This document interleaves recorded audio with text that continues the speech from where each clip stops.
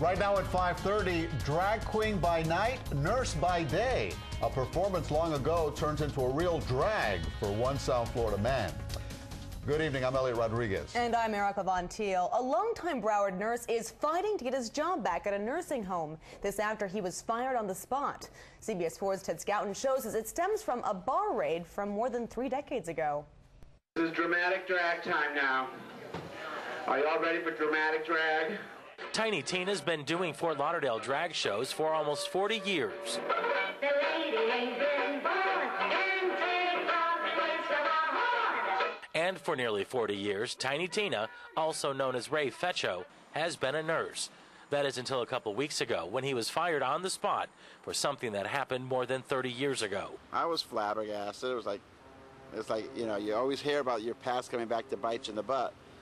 And it did. Wilma took its toll here, but 34 years ago, the Copa was the hottest gay bar in South Florida, and Tiny Tina was one of the hottest acts, hosting a weekly wet jockey shorts contest. What were they doing? Contestants came out in jockey shorts, and I proceeded to send them. They stood in a little pool, and I proceeded to wet them down with a watering can, and you know, talk and make fun of them. Ray was arrested after one of those shows back in 1976, charged with a misdemeanor promoting a lewd and lascivious performance. All these years later, during a random background check, the arrest came up for the first time, and the state yanked Ray's nursing credentials. In those days, you know, this was a wet jockey short contest in a gay bar. I mean, if it was a wet T-shirt contest in a straight bar, you know, there would not be any kind of big hoopla at all. It takes a special kind of person to work with an Alzheimer's population.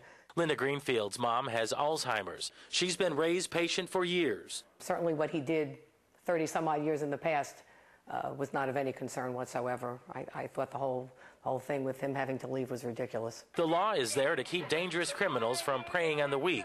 Ray's attorney argues we're not dealing with a criminal here. I think what you've got here is somebody going off half-cocked. If you look at what it is that he did and what he was involved in and how long ago it was, there's no reason why he should be removed from his job for this type of conduct.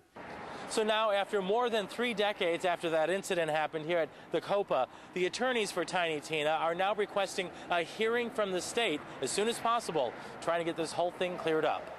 In Fort Lauderdale, I'm Ted Scouten, CBS 4 News.